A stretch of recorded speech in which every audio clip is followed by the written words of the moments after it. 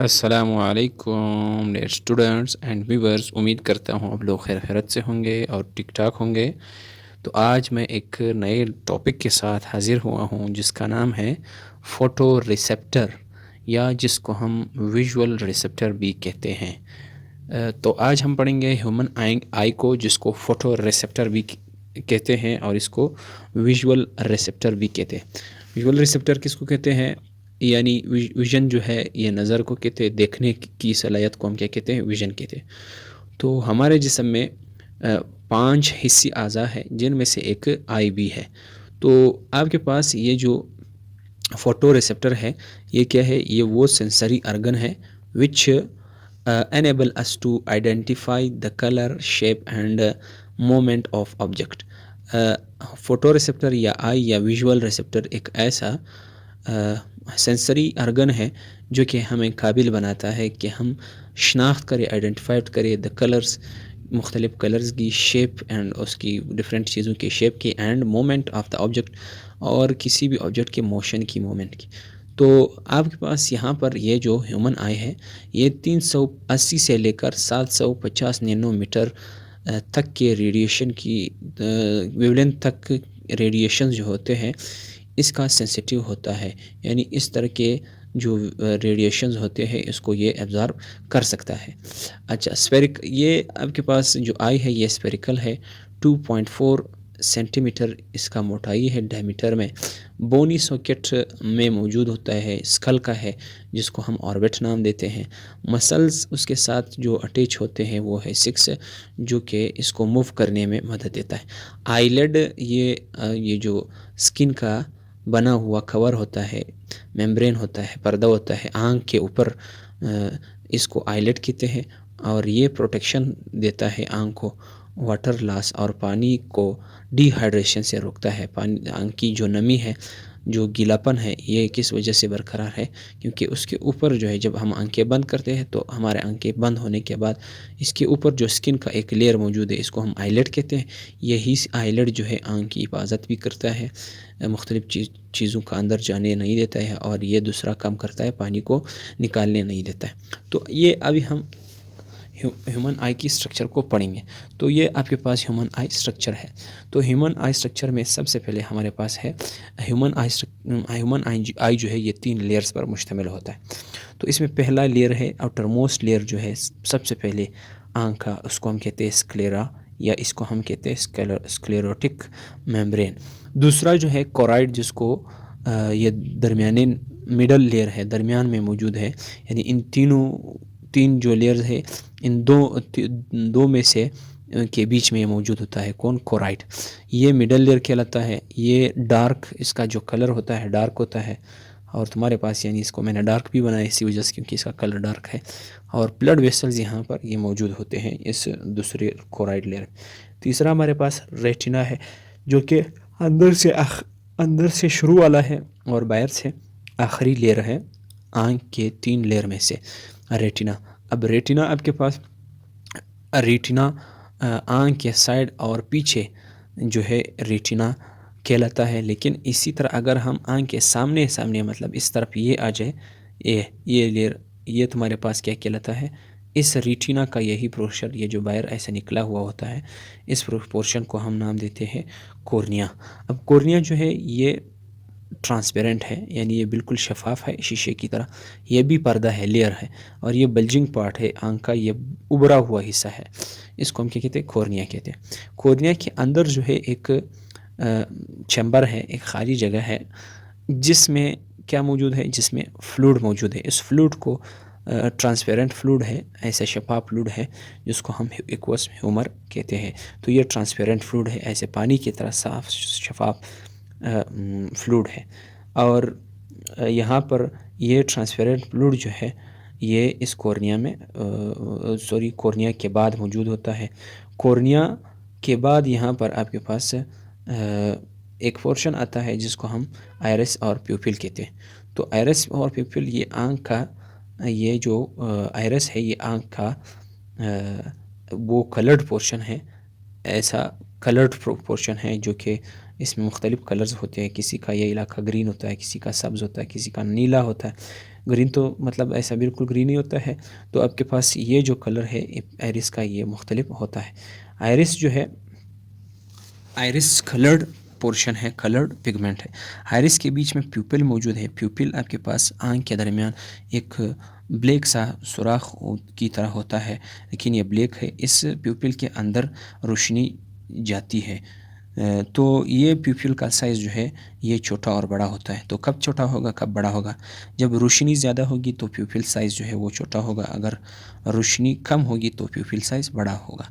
तो जब हम ज़्यादा रोशनी वाली जगह से कम रोशनी वाली जगह पर जाएंगे तो उस वक्त प्यूपिल का साइज़ बढ़ जाएगा। अगर हम ज़्यादा वाले से कम रोशनी वाले की तरफ आ जाए तो प्यूपिल का साइज़ अगर हम ज़्यादा से कम रोशनी अगर रोशनी कम हो तो उस वक्त जो है प्यूपिल बड़ा होता है, अगर रोशनी ज़्यादा हो तो प्यूपिल क्या होगा? छोटा होगा। तो इसके बाद आपके पास यहाँ पर जो है ये इलाका आँख का जो कि बिल्कुल सफ़ेद होता है, इस इलाके को कहते हैं विट्रस चैम्बर। इसको कहते हैं विट्रस चैम्बर कहते हैं। विट्रस चैम्बर का मतलब क्या होता है? एक ऐसा इलाका होता है, एक ऐसा खाना होता है। तो इस विट्रस चैम्बर में जो है जेली लाइक फ्लूइड मौजूद होता है, जिसको हम कहते हैं विट्रस ह्यूमर। इसको हम क्या कहते हैं? विट्रस ह्यूमर कहते हैं। विट्रस ह्यूमर जो है ये क्या काम करता है? ये शेप आपकी आई को बरकरार रखता है। आँख की जो शेप गोल है किसकी वजह से है? ये विट्रस ह्यूमर की वजह से। इसके बाद हमारे पास इस आइरिस और ये जो प्यूपल है इसके पीछे एक लेंस लगा हुआ होता है, कन्वेक्स लेंस है। ये जो लेंस है ये क्या करता है? ये बड़ा और छोटा होता है और इस लेंस के साथ मसल्स अटैच है, मसल्स अटैच होते हैं और इस मसल के साथ लिगामेंट अटैच होते हैं, जिसको हम सस्पेंसरी लिगामेंट कहते हैं। ये सस्पेंसरी लिगामेंट क्या करते हैं? इस लेंस को थिक और थिन बनाने में, मोटा और पतला बनाने में क्या करता है? हेल्प आउट करता है। तो ये कब मोटा हो जाता है? जब हम किसी नज़दीक चीज़ को देखते हैं तो ये जो लेंस है ये ऐसा मोटा हो जाता है, थिक हो जाता है, यानी उसके जो मसल्स है वो रिलैक्स हो जाते हैं।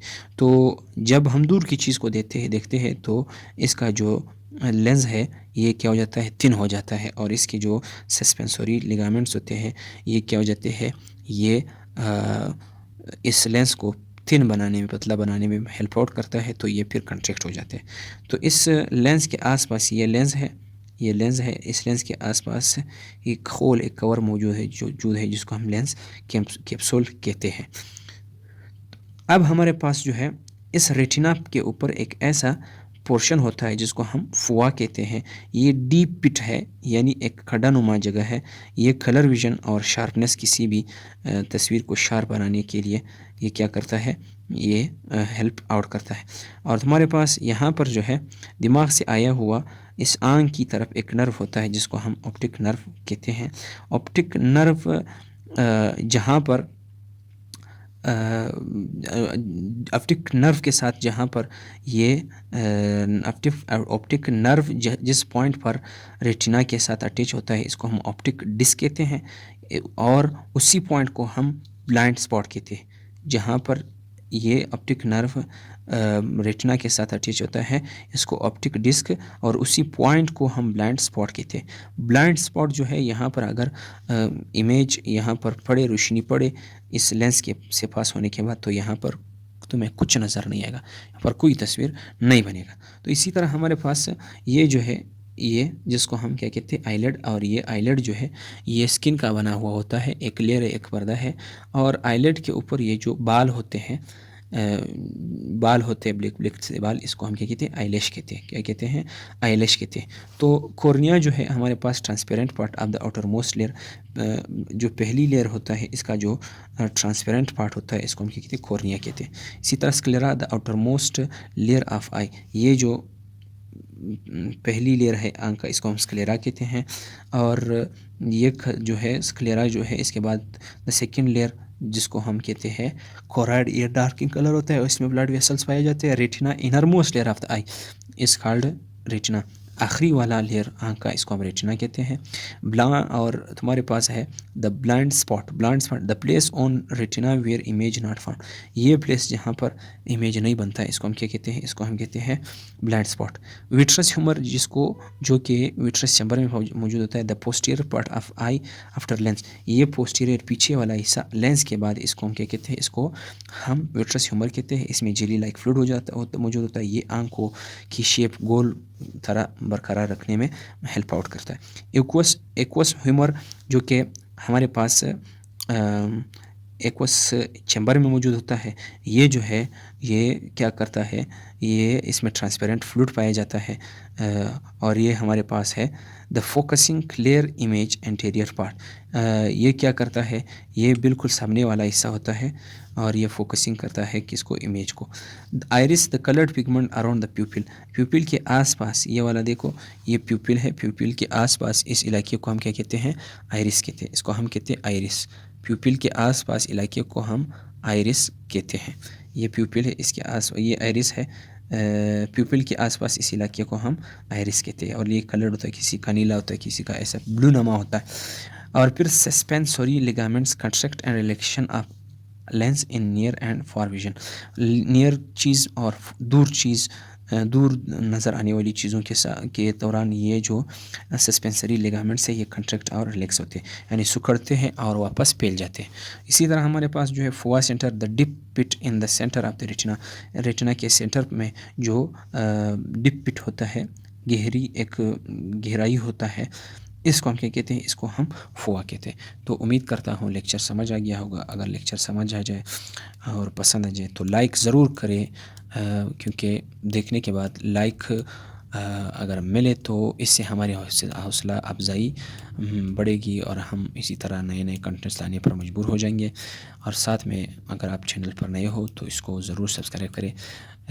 इजाज़त मांगता हूँ। अल्लाह हाफिज़।